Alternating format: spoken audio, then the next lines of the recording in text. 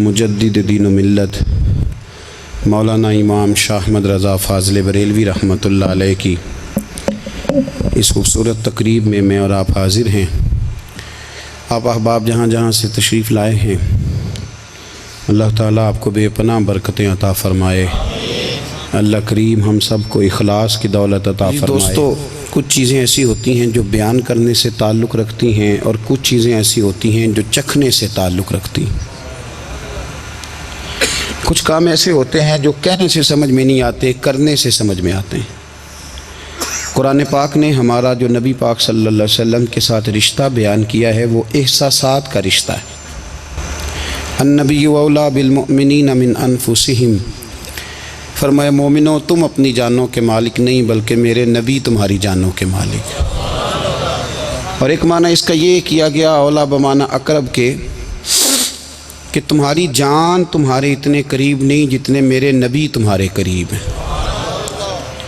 اب یہ رشتہ ہے، یہ چکھنے سے تعلق رکھتی ہے بات، یہ بیان صرف کرنے سے تعلق نہیں رکھتی۔ دوستو، کچھ چیزیں نا اعلیٰ حضرت فاضل بریلوی رحمۃ اللہ علیہ کو نا فتوے کی دنیا کا آدمی بنا دیا گیا ہے کہ اعلیٰ حضرت فتویٰ دیتے تھے، فتویٰ لکھتے تھے، فتوے کی بات کرتے تھے۔ فاضل بریلوی نے نا دین صرف پڑھا پڑھایا نہیں، اعلیٰ حضرت نے دین چکھا ہے، اس کا ذائقہ تھا۔ اعلیٰ حضرت پہ دین طاری ہوتا تھا، کیفیات والے شخص تھے، ان کی زندگی میں ادب اداب پایا جاتا تھا۔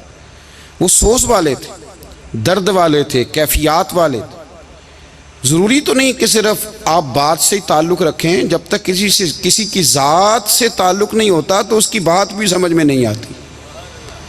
ہمارے ہاں لوگ کہتے ہیں سیدھی سیدھی جی وہ یہ کہتے تھے، وہ بھائی جب آپ کا ذات سے ہی تعلق نہیں ہوگا تو بات آپ کی سمجھ میں کیسے آئے گی؟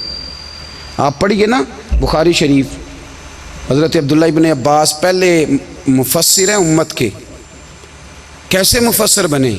تفسیر پڑھ کے، حدیث پڑھ کے نہیں، ذات رسالت سے پیار کر کے۔ فرماتے ہیں کہ روز حضرت بلال حبشی پانی رکھتے تھے جب حضور بیت الخلاء میں جاتے تھے، واپس حضور آتے تو وضو کرنا ہوتا حضور نے، تو جناب بلال سے میں نے ایک دن گزارش کی کہ آج مجھے نہیں اجازت دیتے پانی رکھنے کی۔ تفسیر لکھنے کی بات نہیں کر رہے، وہ سبق پڑھانے کی بات نہیں کر رہے، ذات رسالت کا پیار۔ حضرت بلال نے مجھے اجازت دے دی، کہتے ہیں حضور واپس آئے تو آ کے فرمانے لگے آج پانی کس نے رکھا ہے؟ عمر کتنی 10-12 سال یا 14 سال، حضور سے پیار ہو گیا۔ تو نبی کریم صلی اللہ تعالیٰ علیہ وآلہ وسلم کی بارگاہ میں نا پانی رکھا، تو جب پانی رکھ کے فارغ ہوئے تو حضور نے پوچھا کس نے رکھا ہے؟ تو عرض کی حضور اس جوان نے رکھا ہے، گویا عشق لگا سی کھیڈاں کھیڈ دی تے کھیڈاں بھول گئیاں۔